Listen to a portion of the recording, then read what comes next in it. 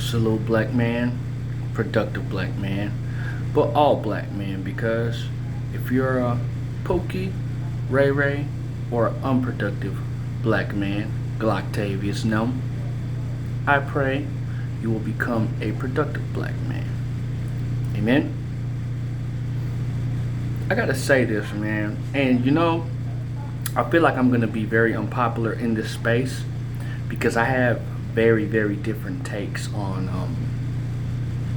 just women in general. Um, Now, it seems most of the men in this space feel like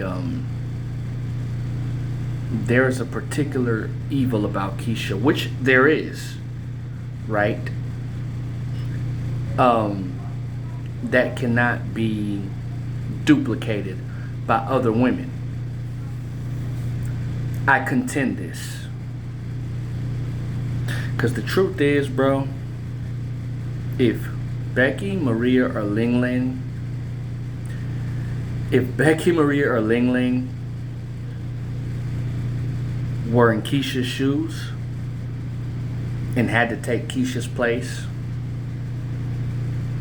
quite frankly, I wouldn't put it past them to do the exact same thing Keisha has been doing since her inception.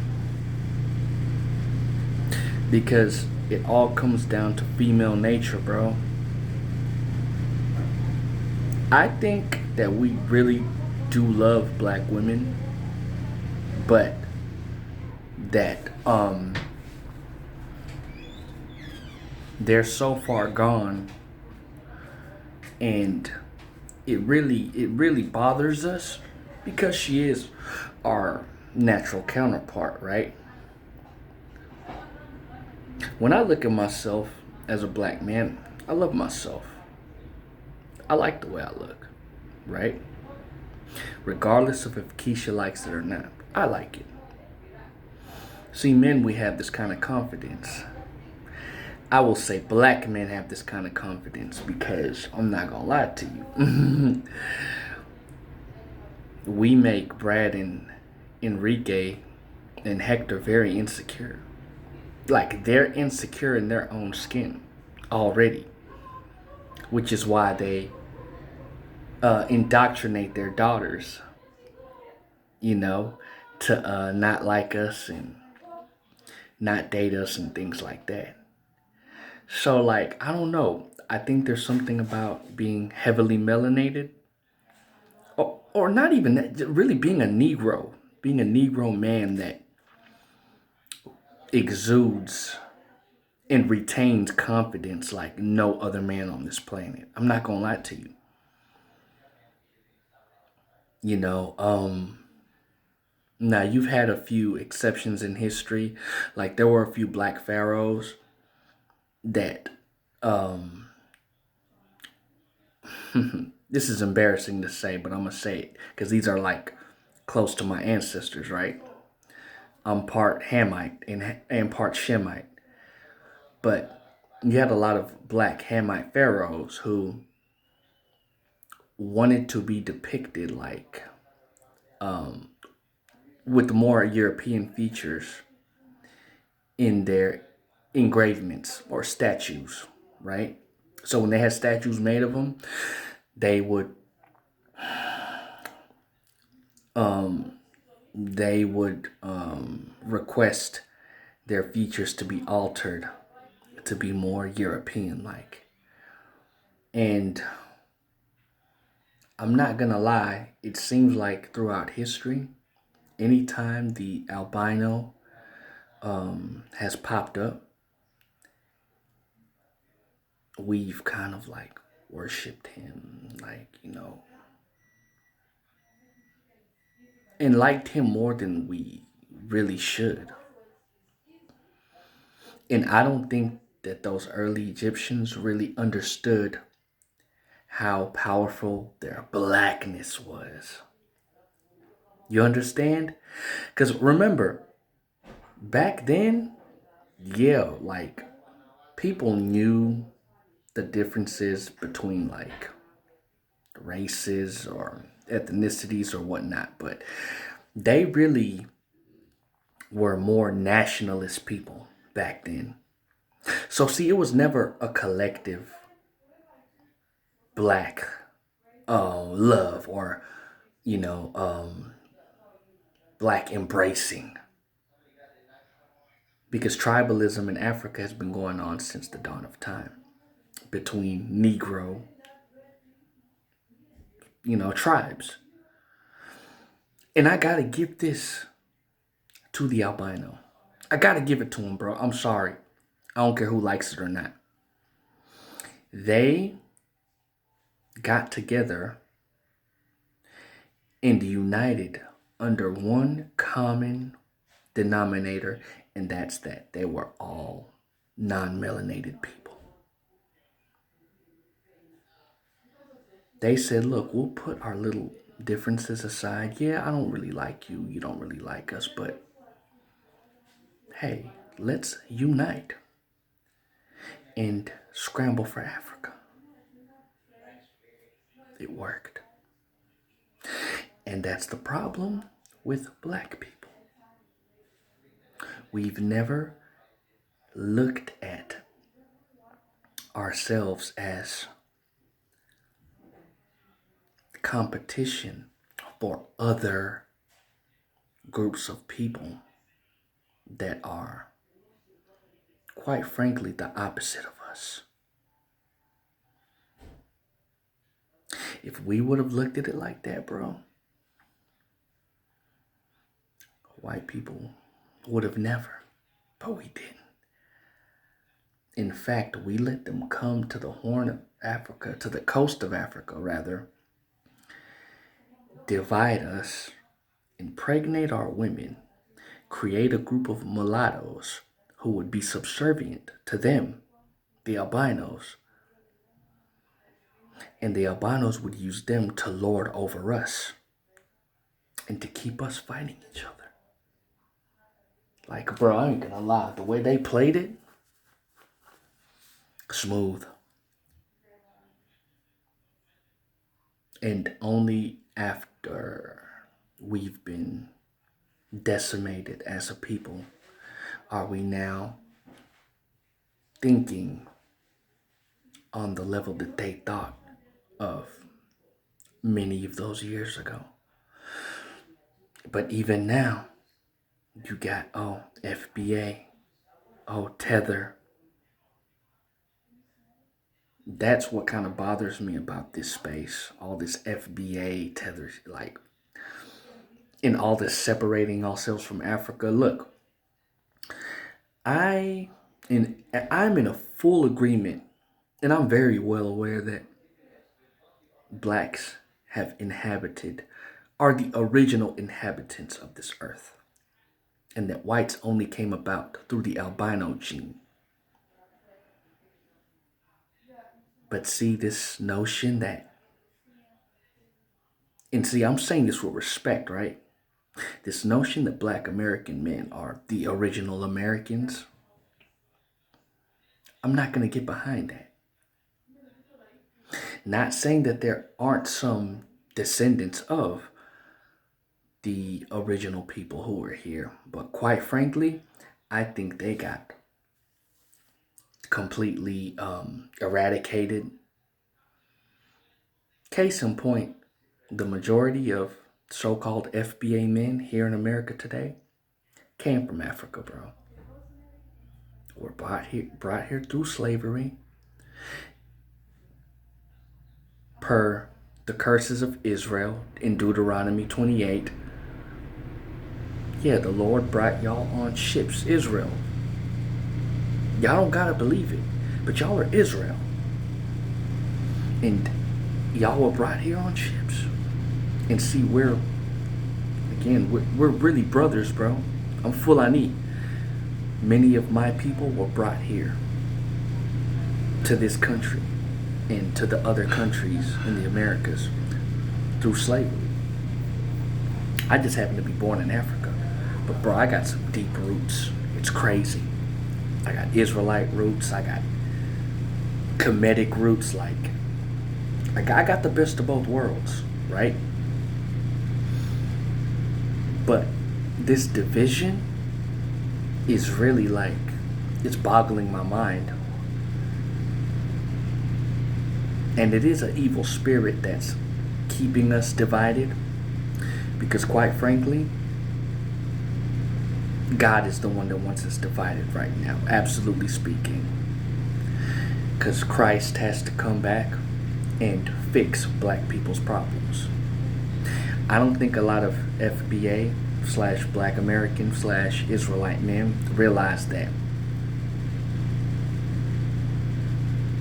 what happens to y'all inadvertently affects us. Because we're both Negroes. We're cousins, bro. Ishmael and Isaac. We're the Negro race. We make up the Negro race. Bantu, Nilotic, you name it. Semitic, we make up the Negro race.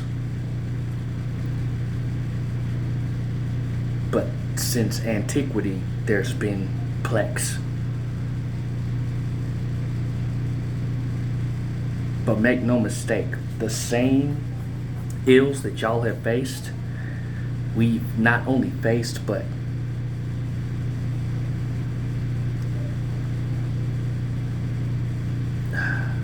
like I said on another video, colonialism or colonization, not colonialism, colonization is just a prettier form of slavery.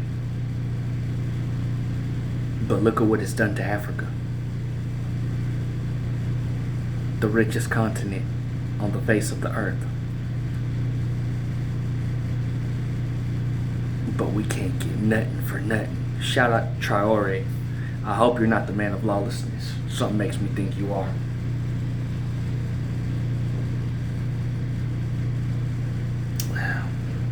I said all this to say, though, we can look at Keisha and, you know, she deserves every bit of criticism that we bring her way. Every bit of scrutiny we give her, she deserves it. But make no mistake, like the name of my channel, Becky, Ling Ling, and Maria would do the same thing if they had to switch places with Keisha. Because, as I've said before, and I'll say it again, Keisha is just an extreme and blatant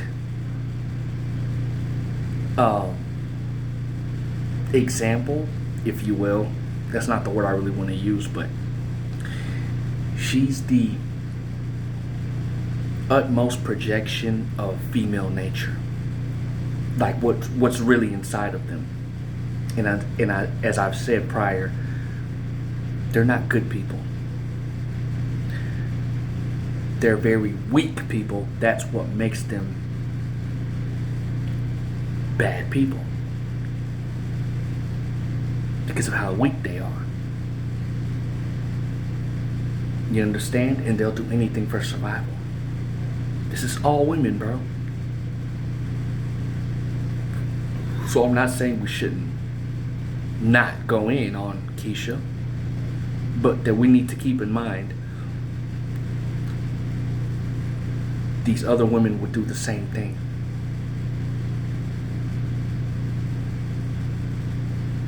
So I guess we're in a place where we got it good enough to where we can date out and actually have long-lasting relationships with other women. You know, and for those of y'all who decide to date, enjoy that. But I guess this is my grace to Keisha. Now, I love myself too much to engage in any type of intimacy with her. But she's still the most attractive woman to me. That I can't get over that. Black women are the most attractive women to me. They really are. Because I really love myself. Like when I look at myself, I'm like, yay. And when I look at them, I'm like, yay. Hey, look, I can be attracted to these other women all day, but They don't have the same physical appeal that black women have. Again, I advocate for celibacy because I feel right now is the worst time to be dating and bringing kids into this world, because it's about to be done, bun. It's about to be the end of this wicked eon, this wicked system. Not that the earth is about to be destroyed. That's going to happen after the fourth eon, right? But the God is going to make a new heavens and new earth. And our descendants will be on that new earth. Well, for those of us who choose to procreate or whatnot, because I've given that up. I'm not procreating with anybody. I have a higher calling. I got to go with that. But I just hope that we'll start to acknowledge that a little bit more on this space, that it's not solely a Keisha thing, but a female thing. Women are innately unbelievers. Eve, the black woman, she listened to the serpent instead of listening to God, instead of listening to her man. And what she doesn't realize is when she don't listen to her man, she's disobeying God automatically. So for you guys in relationships with women who are disobedient to y'all, you're dealing with a godless woman. Especially if you know that you walk a righteous path and you are upright. You're dealing with a godless woman, bro. You're the head of your woman. She should not think differently from you. Y'all should have one mind. Let her have her own. Yeah, she's going to have her own thoughts regardless. She's going to have her own opinions regardless. But she moves how you move. If you get my drift. So naturally, the woman is an unbeliever. She does not believe in God. Because she's not spiritual. She's fleshly. She's terrestrial. Adam, on the other hand, is spiritual. The man is spiritual.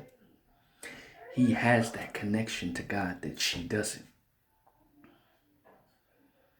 Adam was made straight from God's hands. Eve was made from the man. Consider these things productive black men. And that's why I say don't be too hard on them. Get on them, chastise them, scrutinize them. But let's just keep these things in mind. Women have an unbelieving nature, naturally. It's a miracle for a woman to be truly spiritual, in a true way. And we'll see it in the coming kingdom of God on earth, the millennium, where Christ will be a priest here on this earth, as well as the king of the earth, but he'll be a priest for Israel, you black man.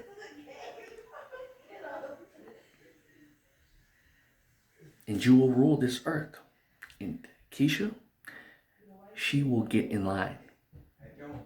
Because women are all about one thing, power.